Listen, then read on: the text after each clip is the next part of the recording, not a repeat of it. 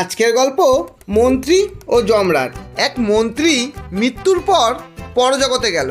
সে যখন স্বর্গে ঢুকবে তখন তাকে স্বর্গের দেবতা বলল, স্বর্গে কিছু সংস্কারের কাজ চলছে, তুমি দুদিন শুধু নরকে ঘুরে আসো, এরপর স্বর্গে ঢুকো।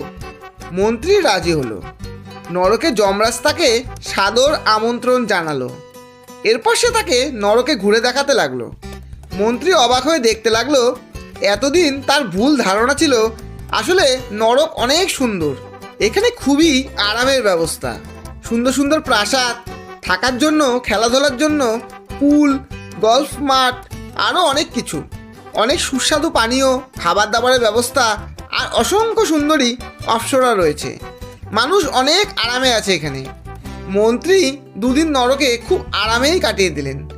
দুদিন পর স্বর্গের দেবতার কাছে গিয়ে মন্ত্রী বলল যে সে নরকেই থাকতে চায়। দেবতা অবাক হয়ে তাকে জিজ্ঞেস করলো, তুমি সত্যি ওখানে থাকতে চাও? মন্ত্রী বলল, হ্যাঁ অবশ্যই। মন্ত্রীর কথা শুনে দেবতা রাজি হলো। কিন্তু এরপর মন্ত্রী নরকে গিয়ে দেখলো যে নরক পুরো অন্যরকম, কোনো সুন্দরতাই নেই, শুধু আগুন আর কয়লা। মানুষজনকে শুলে চড়ানো হচ্ছে, দৈত্যরা মানুষজনকে শাস্তি দিচ্ছে, অসংখ্য হিংস্র মানুষজনেরা ঘুরে বেড়াচ্ছে চারদিকে। খুবই কুৎসিত আর জঘন্য জায়গা। মন্ত্রী অবাক হয়ে যমরাজকে জিজ্ঞেস করলো, নরকের এই হাল কেন? দুদিন আগেই আমি কি দেখলাম, আর এখন এই অবস্থা? যমরাজ হেসে বলল, আরে ওটা তো ছিল একটা ক্যাম্পেইন।